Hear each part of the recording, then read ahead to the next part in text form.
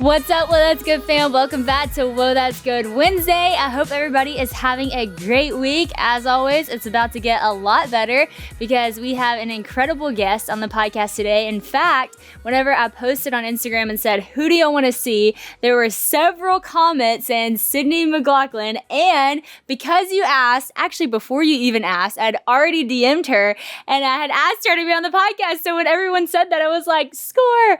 So I'm so thankful you're on the podcast and that you said yes, and just so grateful to get to have a conversation with you. Absolutely. I'm very excited to be here. So thank you for having me. Yes, I have admired you from afar. Like I said before we even started, you're a huge inspiration in so many different aspects of life, but also I feel like we're really similar. And a lot of people have said that because you are just so unapologetically yourself on social media with your faith, with your goofiness, with all of it. Even your wisdom teeth video, I was laughing so hard because that is like, I posted a wisdom teeth video that was like so bad. And it was just just the raw, unfiltered wisdom teeth experience. And so when I saw yours, I was like, this girl is awesome. We're destined to be friends. Well, I love that because, social media is a place where you don't always get the authentic self. So I appreciate that there's someone else that is willing to do that and, share the real truth of who they are. So it's refreshing. It's great. Well, I got to ask you the question that I ask everybody who comes on the Well Let's Go podcast to start us off. And that is, what is the best piece of advice that you have ever been given? Great question. There's so many things that I could say, but I don't even know that my answer would qualify as advice as much as it is like my husband phrased it. It's more of a lens that you view life through. Cool. And it's actually a sermon that my pastor preached last week that completely changed my view, just living from the place of the greatest earthly joy that we can have, which is the assurance of salvation. And through that lens of every day, understanding that the joy to come is so much greater than the trials that we face, that ultimately in every situation, in every circumstance, changes my view to one of joy, regardless of what I'm going through. And I thought that was just like mind blowing to me. So wow. That's so good. Gosh, that's so good. And such a different way to live your life, to see trials as joy. But the Bible talks about that so many times. Like, consider it your joy when you go through trials. And those are those verses that are a lot easier to read than to live, right? Yeah. It's like, you're like, yes, like that sounds so good, but to live it is another challenge. But living it and seeing God's goodness in the midst of the hard things, in the midst of the heartaches, like it's just a beautiful perspective to have. So I love that so much. And I love that your pastor said it. It's amazing how you'll just go to church on a Sunday and they'll say something so pivotal in your life. And it's just like, wow, that changes everything for me. That's awesome. Absolutely. Yeah. I love that. So one thing I wanted to ask you about, which kind of goes with this, is just how hard, of a job you do is. Like, I think, people see a gold medal, an Olympian, and a world champion, and sometimes you can think, well, it's easy for them. They're the world record holder, but that is so hard to do. Like, that is so hard to do. And I know, you work your butt off. And so how do you find the joy in something that can be so hard and the strength to push yourself through the pain and through the hard things? One thing I love that you said on your world record lap, you said that last 100 hurt. And when you said it in your interview, I was like, that's actually so good to hear that, that was hard, that hurt. But what is it in you that pushes you to just do the hard thing? Oh my goodness. I think just the understanding that God's given us the ability to do amazing things. And I think in my sport especially, this is what I love to do. There's so many limits that we've placed on ourselves as athletes, and being able to every day when I go to the track, literally before every single workout, I pray, I'm like, God, I pray that you may get me through this workout, because I know in my own strength, I'm going to quit after the first rep. I'm not going to want to finish this. I'm going to be crying on the floor. But just knowing that every job that a person may have, whatever it is that they do, is an opportunity to glorify him. That's really what pushes me, is I'm not hurting for myself, right? I'm hurting so that when I cross that line and I have that opportunity to have the microphone in my face, I can glorify him. And just being able to push myself through those bounds. Number one, glorifies him. But number two, also there's a sense of accomplishment and knowing that I faced those fears and those trials and that pain, and I was able to reap the reward because I didn't give up in that moment. Yeah, it's so cool. Yeah. Gosh, it's so cool. For those who don't know Sydney and a lot of her story, just like shout out to you that you do actually hold the world record in the 400-meter hurdles. Like, it's actually insane. You ran a 50.6. Like, that's like, I don't even, without the hurdles, I can't even come close to that. So that is just like insane. I've actually never been a runner, never liked running, but I appreciate and respect those that do. And so watching you do that is just incredible. What is that? What was that feeling like? Because you just looked, in some sense, you looked so peaceful after it. You just sat there and it was like taking in this moment. What did that feel like? Like I said, and like you said, it hurt really bad. Yeah.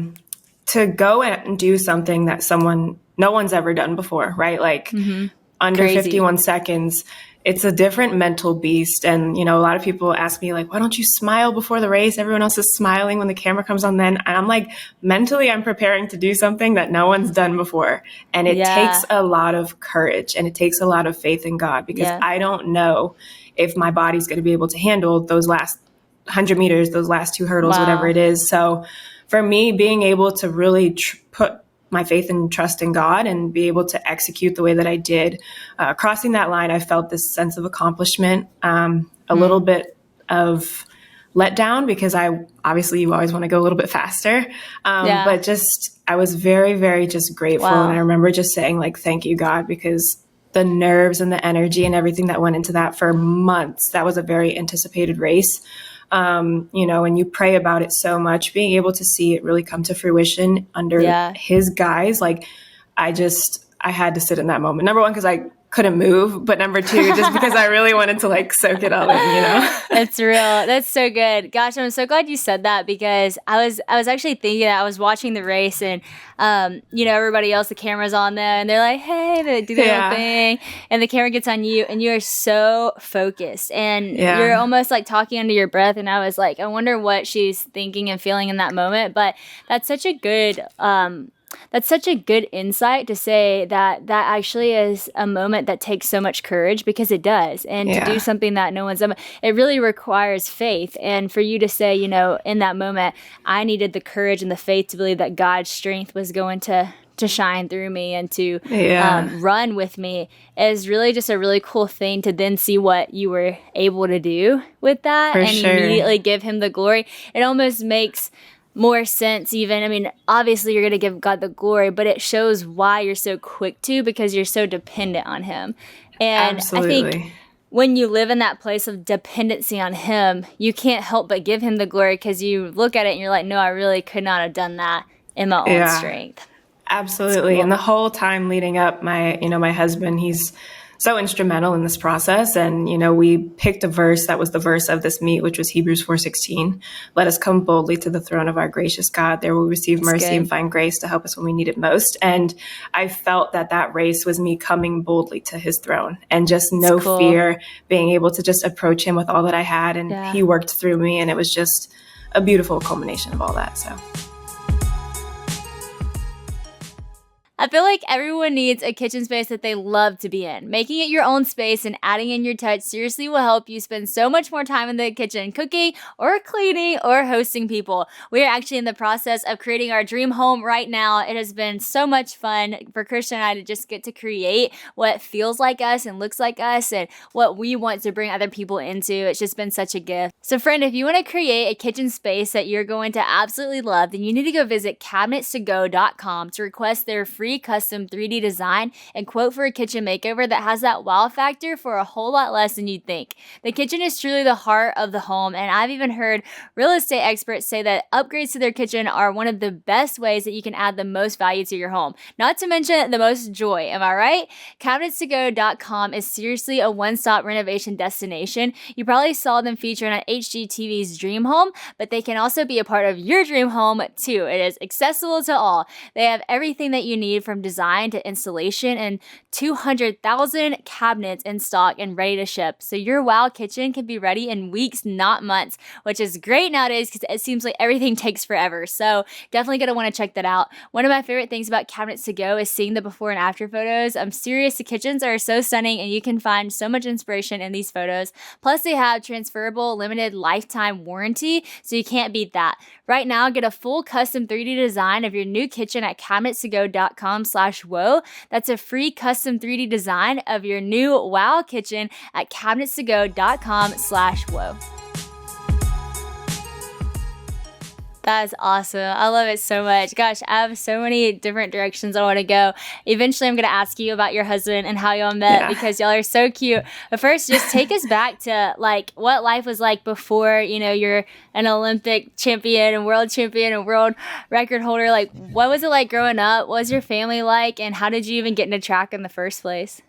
Great question. I'm one of 4 kids, and my parents both ran track in high school and college, so we kind of all grew up in the track space. They put us in all different kinds of sports, and they were like, you guys can choose what you want to do.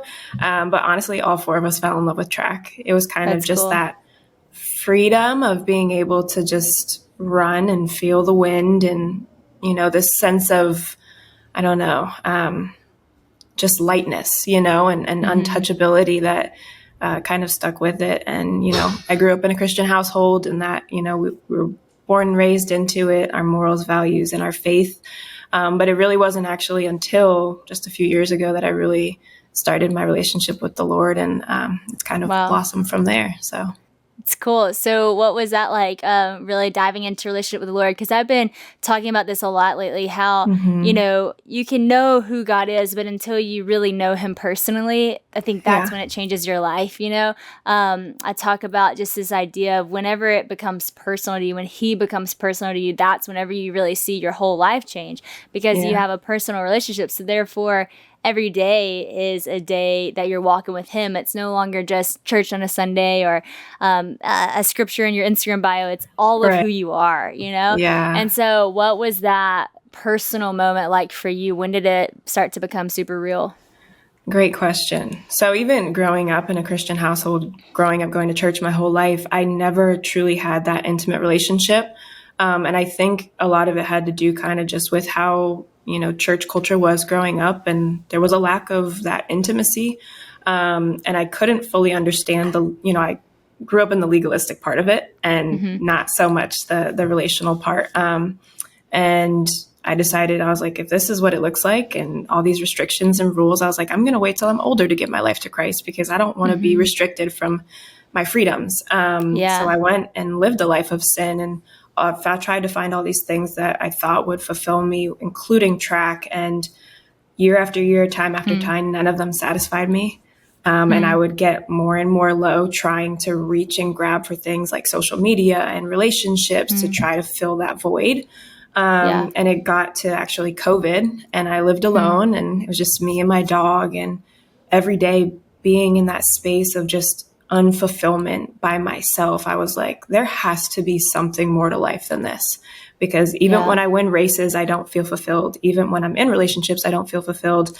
Even when I get the praise that I thought I won, I don't feel fulfilled. And I was very depressed. And it's not till now I realized why I was so depressed, because I was lacking that meaning in my life, which was Christ. And that's when I just slowly started grabbing for what I could find, which was trying to read scriptures that I didn't understand and watching sermons and just trying to fill myself with the word. And then slowly studying the Bible. Actually, it was my husband who really just started to teach me what it meant to have a relationship with Jesus. That completely transformed my life. So, wow, that's crazy. Yeah. And isn't it crazy that, because I guess that happened before you went on to do some of the most successful things that you've done in your career. And I do think that sometimes, like, when we make an idol out of something that isn't meant to be an idol, not that it's not a good thing, it's just not be the idol of your life, Right. like track or like a relationship or like social media or whatever we put in the place of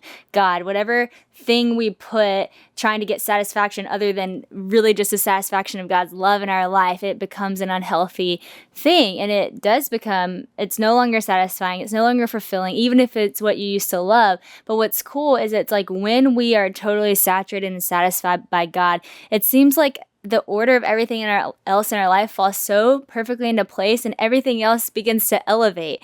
It's like when you got things in the right order, all of a sudden things begin to click, like physically, Absolutely. spiritually, emotionally. Like that's so powerful. And I think that's the story of most people when they finally give their life to Christ. And that looks different in everybody's life. To you, it looked like, relationships and track and all your things. But to me, it looks like my relationships and my job and my things and whatever it is in your life, putting God at the center, everything else just falls into place, no matter what those other things are. And so that is so cool to hear that was like at that time, at 2020, and then here comes 2022, and you go on to accomplish these things, get married, do all this stuff. But first it was Christ. And I just think that's super cool. That's Absolutely. really cool. So talk to me about your relationship, because one thing I love already just hearing you talk is that you keep saying, my husband said this, and everything your husband said is so spiritual and so inspirational. I'm like, we need your husband to come back with you on the podcast and hear him. I actually looked at his Instagram today just knowing you were going to be on, and the second post was like him preaching, like, let's open up the Bible, let's talk about it. Y'all both have that in y'all. Is that something y'all kind of cultivated together in a relationship, or is that something that he brought into it from him being that way and you being that way? What did that kind of look like? That's such a great question. It was so crazy too, because during that COVID time, I was really searching for deeper relationship with the Lord and didn't really know exactly where to find it. Obviously, churches weren't in person yet. And he had DM'd me on Instagram sometime during the summer and just reached out. And the first thing he did was invite me to a Bible study. And at the time, for me, looking for that community, looking for that outreach from, a faith perspective, that was the perfect thing for me. And so our friendship was built upon that. I would do the Bible study, which was an NFL Bible study. And then also he would kind of just read with me through different scriptures, and we would talk about stuff. And he was definitely deeper and farther along in his faith when we first met. But he's actually applied to seminary, which he's going to start in January. Oh, that's awesome. He has a gift for the word like no one I've ever met. So being able to be married to him and just have someone to really just lead me like a husband is supposed to through not only life, but through the word has been absolutely amazing. So that's so cool. Y'all, I cannot believe it is already November, and you know what that means. The holiday season is here. I feel like this time of year is especially the time of the year that everybody's like, I just need a little extra time. Well, Stamps.com has everything you need to make your life a whole lot easier and save you time from all those post office trips. I mean, truly, it is like a 24/7 post office that you can have access to anywhere with no lines, no traffic, and no hassle. We tried out Stamps.com for a Live Original, and y'all, it saved tons of time. I remember that years ago, we'd have just so many memories of packages stacked everywhere in our house and our cars. My car started smelling like the post office. But Stamps.com is your one-stop shop for all your shipping and mailing needs. They have been in the game for more than 20 years, helping over 1 million businesses be their best when it comes to mailing and shipping. With Stamps.com Switch and Save feature, you can easily compare rates right from your computer and get major discounts on USPS and UPS shipping, up to 86% off actually. And you can print postage from wherever you're at, and you can even schedule a pickup. They make it so easy. This holiday season, trade late nights for silent nights and get started with Stamps.com today. Sign up with promo code WOE for a special offer that includes a 4-week trial, plus free postage and a free digital scale. There's no long-term commitment or contracts. Just go to Stamps.com, click the microphone at the top of the page, and enter the code WOE. That's WHOA. That reminds me of when me and Christian started dating, because he DM'd me as well. And I actually didn't, Yeah, in the DMs, but I actually didn't see his DM until 2 years later when we actually met in person. And then I went to follow him on Instagram that night after we met. And then I saw he DM'd me 2 years before. And I was like, what in the world? But it was like so sweet. And it was about, he had seen me preach at Passion Conference. And he was like talking to me about that through social media. And so I was like, okay, this is cool. Like he already, like some of the things he was saying was just so sweet and so kind. And also like he loved Passion and he was there. So it's like, okay, we have some things to relate on. But immediately when we started talking, it was like, what scripture are you reading? What book are you reading? What sermon are you watching? And it was like, we just were like back and forth and growing. And I had never had that before in a relationship. Like, I feel like I kind of had, you know, my relationship with the Lord and they might or might not, you know, have theirs and kind of talk about it, but it was almost unnatural, you know, because it wasn't like it wasn't everything to us yet. But for me at the time when I met Christian, God was so everything to me and so everything to Christian. And so that's all we could talk about. And that's like what we really built our whole foundation off of. And it's so cool because even in that season of reading the Bible together when we were dating and just starting dating, we read through Proverbs together. And we were in Proverbs 16 and we read about this verse that said kind words are like honey, sweet to the soul and healing to the bones. And that's actually where we ended up getting our daughter's name Honey from. And so it's just so sweet. Like I think when you date intentionally like that and you date rooted in the word, it sets your marriage up so beautifully, and so much fruit comes from things that, you know, y'all sowed into y'all's relationship before you even had the ring on your finger. So that's so cool. Y'all are built on such a firm foundation. What has it been like just being married and, you know, doing what you do, but now bringing a spouse into it? Because I feel like in our culture, you know, a lot of people are like very independent and don't see the full beauty of marriage. And I think that it's such a beautiful thing though to bring someone into what you're doing and you get to be a part of what they're doing. So what's that look like for you bringing your spouse into the full picture of your life? Absolutely. Andre, I mean, he played professional football, so he completely understands my world and what goes along with it, which is honestly one of the things I prayed for in a husband, was someone who could understand, you know, my career and what I do. But being married, we both say this all the time, it's the biggest sanctification tool in the world. Totally. Having someone who can really just hold up a mirror in front of you and show you all of the areas of yourself that aren't like Christ is just like so mind-blowing, because it really shows you just like how selfish you actually are. We're only 6 months in, but I can just see so much already, just the fruit of our marriage and the union that we have, which, like you said, is rare these days. People want to be independent, especially the modern age of, you know, feminism and stuff that we live in. But I just, there's such a beauty to understanding your role as a godly woman with a husband who's a godly man, that just, it alleviates so much of the tension that our world brings, you know. So true. And being able to have him with me daily at practice or at meets and whatever it is, not only as my husband, but also guiding me spiritually, has helped in all of those areas, you know. And he's my best friend, and, you know, I'm his helpmate. So it's no better thing, you know. That's so sweet. I love it so much. I'm like smiling because I was thinking about just prepping for the podcast. I was watching some of your YouTube videos. And I was watching whenever you and him went to do like y'all's food tasting and y'all's last minute. And he was like so sweet to you. And it was so funny. He said something like cheesy and sweet and you just like didn't answer. You're like, okay. And you're like, oh, am I supposed to say something back to you? Y'all's relationship is just so cute and so sweet. And I love it so much. And it's so true. Like, marriage is such a gift. And whenever you are under that, just what God designed for you, it does alleviate so much of the tension in the world. It really does. You step into fully who you know, who you're called to, who you're created to be, what it was designed to be in so many different ways. So I just love that.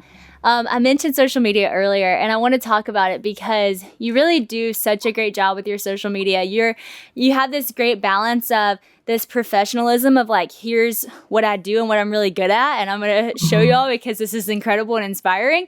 And then super fun, like fashionable things, because you're so fashionable. And then here you are at, you know, Fashion Week in Paris, and it's so cool to follow on. But then you're also like so real. Like, you post just like, you posted a picture the other day, you're like, and here's my zit that's overstaying its welcome. Like, so authentic and so real, and your relationship is so sweet. And so talk to me about that. Oh, and another thing that's so important, your faith. You never shy away from sharing your faith on social media. You even pop on and not only just, say one thing, but you'll go through Acts, you'll go through books, you'll talk about it. And I just love that. Has that been something that you've been intentional about? Is it something natural to you, or like how do you view social media, and how have you, thought about the things that you're going to post? Great question. I love that. It's changed, I'll be honest. When I first started out, after like the Rio Olympics and stuff, a lot of it was just about what's cool, what's trendy, what do people like, how do I get the most likes, what kind of hair or makeup should I do, kind of stuff. But after being saved and my world completely shifting and my lens being changed, a lot of it I've always wanted to be authentic in whatever it is that I do, but I think it's truly been more about sharing my honest truth about my faith and where the Lord's taking me. Not so much my truth, but his truth, and whatever that looks like, and just showing people the reality of life, because I think social media is a place where you can be whoever you want to be, for as long as you want to be. And, all of the filters you can do and Photoshop and all those different things. I really think there's a beautiful, authentic aspect to it when you show your zits and you show the hardships that you're going through and all of the bad parts of your life, as well, because everyone's going through that, and if I can show that I'm going through a trial or a tribulation, but also share how the Lord's carrying me through that and what he's teaching me through that, that helps somebody who may not be as far along in their faith, through something such as social media, which normally just portrays the beautiful things in life, to have something to go off of, So I love being able to show the goofy side and the fun side, because that's genuinely who I am. My husband will tell you that for sure. But at the same time, like my agent says all the time, social media is like a digital business card. So obviously brand posting, track posting, all that kind of stuff, very important. But I want to make sure it's genuinely who I am. And ultimately that whatever I post glorifies the Lord. So. Y'all, it truly is one of my favorite seasons for fashion. I mean, weather is cooling off and you can layer up. So fun. I don't always have a ton of time to shop, which is why I love what Stitch Fix offers. You can have clothes all picked for you by expert stylists who collaborates with you. Now, who doesn't love a good fall look and also with somebody styling it for you? I mean, that's pretty much a steal right there. Stitch Fix makes it so easy. In real life, I feel like not really many people like to take quizzes, but online, everybody loves to take a good quiz, right? All you have to do is answer a few questions about where you typically like to shop, what you like to wear, and your price range. They have over 1,000 styles that will fit everybody's taste or brand choice, and you'll even get to find new brands that you're going to absolutely love in a wide range of sizes. There's no subscription required. Just simply order a refresh as needed or set it and forget it with regular seasonal fixes. You're in control of the whole thing. Getting a box from Stitch Fix honestly feels like it's your birthday. I love seeing all the new pieces that come in, especially with fall here. Now, I know what you're thinking. You're like, Sadie, what if I don't love what they sent me? Well, just keep what you love and send the rest back. It's really that easy. Plus, shipping, returns, and exchanges are always free, so it really is that easy. Right now, Stitch Fix is offering my listeners $20 off their first fix at stitchfix.com/woe. That's stitchfix.com/woe for $20 off your first order today. stitchfix.com/woe. Yeah, you do a great job at that. The balance is so great because I do think, both are important. It's great to share what you do, and it's great to share that, like I said, the professionalism of that, and people want to see that because that's what one of the things that, draw people to you, but then at the same time to be like, but that's not all of me. Like, look, I have a relationship that's a huge part of my life, and my faith, that's the biggest part of my life. And here's the funny things, because this is just me on a daily basis. And I think you do such a good job of well-rounding yourself. And I think so many people on social media, it's like they get pegged as this one thing, and they just own that space because that's what's working. And I just think it's so important that if it's our profile, it really shows us as a person, who are we as a person. So not that you have to share everything. I think there's wisdom in also, being okay, that is actually just for me and my family and my friends to know, there's a balance to it all, but you do such a great job at that. I want to read this this quote that I had from your mom in an interview, and she said she's ahead of her time and born with a natural gift, and that gift has to be nurtured. And I just thought it was so beautiful. Like, I just love my mom, like things that my parents say over me just like hold so much value and weight because they've walked through all of life with me.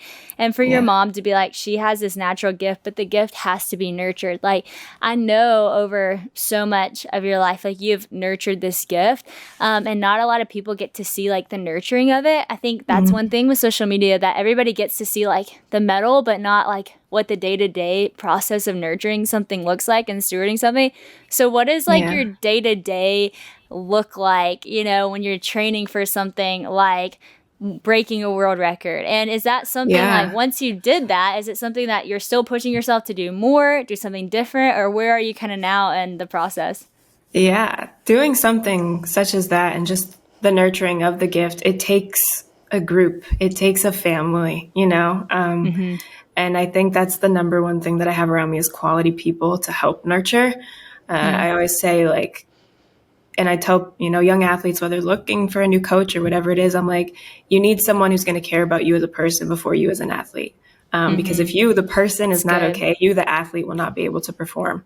And I think nurturing really starts with you as the human being. And whether it's spiritual, internal, mental, whatever it is, physical, just from a normal human being standpoint, that's really where it begins. And I have so many quality people in my life and in my circle helping me do that. That helps get to a place of breaking a world record. It's not just me, I promise you. Like, there's a plethora of people, whether it's my trainer, my therapists, you know, my coach, my husband, my agents, whoever it is, like my family, especially, all of us. It's all of us doing it together. And I think, you know, that's the number one thing that anybody needs is community. Even in our faith is that spiritual community to help grow with us and lean on each other, you know? So it's so cool. It's so good. It's so true. Like, so many times, you know, you see one person, but if one person's out there on a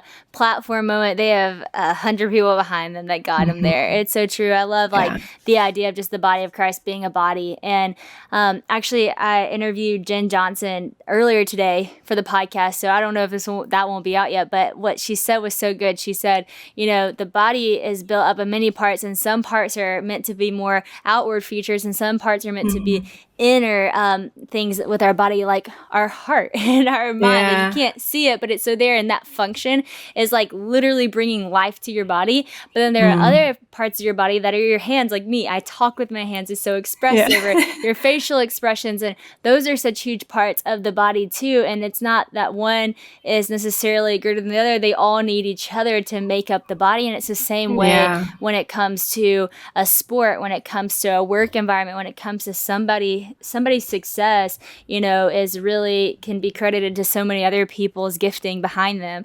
And so I think that's awesome that, you know, you point that out and shout that out, because so many people in this culture on this like one track mind of like, I want to be the best, I want to do the thing, I want to get the credit, but it's like you really can't do it alone.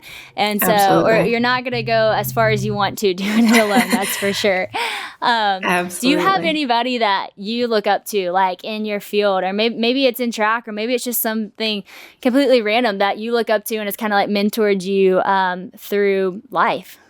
That's a great question. In terms of a mentor, I don't think I would have one. But right now I've truly been loving Elizabeth Elliot, and her podcasts and her books, and just the wisdom in which she speaks, you know, especially, you know, as a godly woman, and, you know, the messages in which she shared. I really feel the spirit just coming off of her, and how she presents herself, and being able to learn from, you know, elder godly women, I think is something that I've really started to step into. And I'm starting to, you know, really look and search for someone that I feel like can mentor me in that way, because I think that's such a crucial part of your Christian walk, is being able to have someone a little bit older to lean on. So that's something my whole life I've honestly felt like I've never had just one genuine person that I've been like, this was my mentor. But I definitely think that's one area of my life I'm a Yeah. little bit lacking in right now, but I would love to fill for Yeah. sure, you know? That's cool. I think it's really cool Yeah. though that you are so mentored by so many people. And I say that not knowing you, but knowing that because you always post like,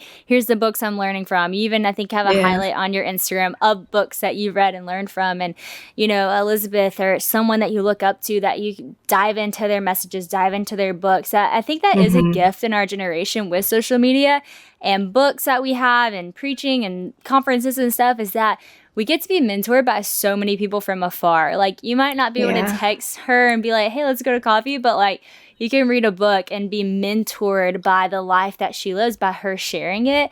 And so I think that is beautiful. Not that I think it replaces, you know, someone, you know, Right. speaking into your life. Or I think you can have several mentors. My mom is a mentor to me. You know, I have women at my Yeah. church who I look up to, but we don't talk all the time, but I can go to them and Yeah. I know that. But I think also, if you don't have that, it's such a great thing that we do have so many people that we can learn from in the world because people are doing great things. I think, you know, people Yeah. doing great things gets overshadowed by so many people doing not great things, but people are doing great things and there's a lot of good out there too. So it's For encouraging. sure. I couldn't agree more. Like the little bits and pieces that you learn from everybody that you're around, even sometimes strangers or family or, you know, people Yeah. in your church. I couldn't agree with that more. That's a great point. It's so true. I want to talk about church because you brought it up from the very beginning. Like, what's the best piece of advice? You're like, well, I heard this at church. What do y'all feel like is the importance of church? Because, you know, I have some people that come on the podcast and they'll be like, church is so important. You need to get plugged into a local body. And then I have some people that are like, you know, I don't really go to church, but I love Jesus. And so there's this, you know, do y'all go to church? Do y'all love church? What's y'all's views on the church? Great question. I'll be honest, the church we're at right now, Grace Community Church out in the Valley with Pastor John MacArthur, changed my life, honestly. It's cool. Just the sense of community, godly community, and being able to commune with other believers weekly. It's not just a service where you go sit down and then you sit there for 90 minutes and then you leave. They actually have all of these breakout fellowship classes that you can go to. So we go to a 9:00 service and we hear the main word, and then we break off into fellowship groups, which are smaller, where you can commune with people and make relationships and build friendships. Awesome. And hear a second word. So you're really being Cool. fed and you're communing and you can eat and have lunch. There's a bookstore, like all of these things that the body is supposed to be for one another. I really feel that sense at this church. And I think that's cool. the beauty of the local church is it's a place where you do get filled up. And, you know, there's things all throughout the week. So it's not just a once a week thing, but you're being able to commune with believers who are living the same way as you, thinking the same way as you, and you're able to build each other up. Like you said, we all different parts of the body, but we make up one whole. And I think that's the place where that is unified and, you know, exemplified the most. So it's so true. I love it. I agree. I think church is so important. I just think the fellowship and the coming together, the encouragement that you have when you're around other believers. And we recently just walked through something hard in our family, and just the surrounding of the church was so beautiful. Like, of all generations, people that don't know us super well, but are just church family, and people that have walked life with us. And it's like, in those moments, you're like, wow, this is why I'm so thankful for a church, for a body of Christ that comes around people and just loves people well.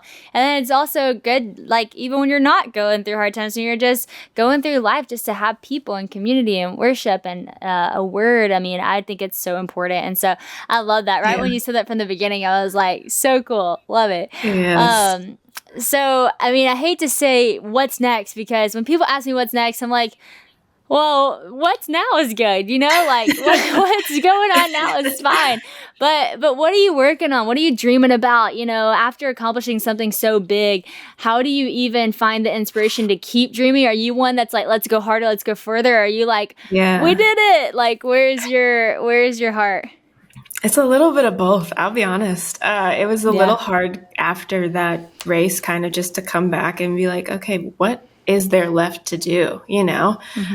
But there's always more to do. And that's the cool thing about not just sports, but life in general is it's limitless. And so for me right now, I'm really just fundamentally just starting my season back up and figuring out, in terms of track at least, you know, where do we want to go from here? You know, do we want to stay in this event? Do we want to switch events? Do we want to try something new?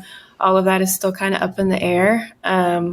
But just continuing to grow in that aspect and push the bounds of what's possible, I think. But now, just relationally with my husband, we're just settling into our new married life. And from that place, I think everything else will kind of fall into place over time. That's right. Hey, when you get your priorities straight, everything else flows. Everything else flows naturally. Okay, my last question to you is, I need your advice from me, because I mentioned to you earlier that I'm not a runner. And as soon as I said it, I was like, I wish I was. Like, I wish I was not a runner. I wish I was a runner. And my husband just got me running shoes recently. So I think that was his encouragement to me that I should start running. He's been running lately. He's actually been pushing himself to do this goal that's been really challenging for him. He's trying to do a 500-pound back squat in a sub 5-minute mile on the same day. So he has been like pushing his body so hard, and he's at the point where it's like, okay, I don't know if I'm going to be able to do this, but proud of what he's accomplished even in the training of it, which has been really cool to just watch him push himself. And gosh, he's got the 500-pound back squat. He's at like a 520 mile. I mean, he's doing so good. And I'm like, babe, even that is so impressive. But for me, you know, I get to watch his discipline every day. If someone is not a runner, what is something you would inspire them with to start running, or just what's the beauty of running that you've found when you just strip it back? What's the beautiful thing to you about running? Wow. Well, first of all, your husband is amazing for this attempt. Like, I need to, if this takes place, I need video of this, because this is unreal, and I will let you know. Wait to see it. I know. I definitely am so proud of him. He's like, but I didn't do it. I'm like, but even that you're doing that is so impressive. So, yeah, I could never. But I think to start off running is really just, what I do every season, kind of just to start moving again, is I power walk.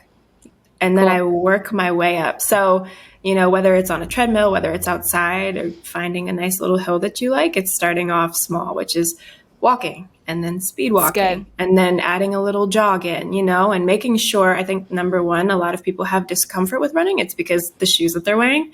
So making sure you have the right running shoes, but starting small and then slowly inching that end goal line a little bit further each time to build up your capacity. Because I think sometimes people just want to jump in and dive deep from the beginning, and then they get discouraged when they haven't reached that goal. But it's like, it's really a process. Rome was not built in a day, and you have to progress yourself to that point. So I would say start small, whether it's jogging for 5 minutes and then 6 minutes, all the way up to 10, you know, and then by the end of it, you might be a 20-minute to 30-minute run, and you're loving the natural ability that your body was made to do, which was release endorphins. And, you know, just that high that you get from running and exercising, you feel accomplished afterwards. And I think exercise is a beautiful thing that everyone should try to get themselves to do.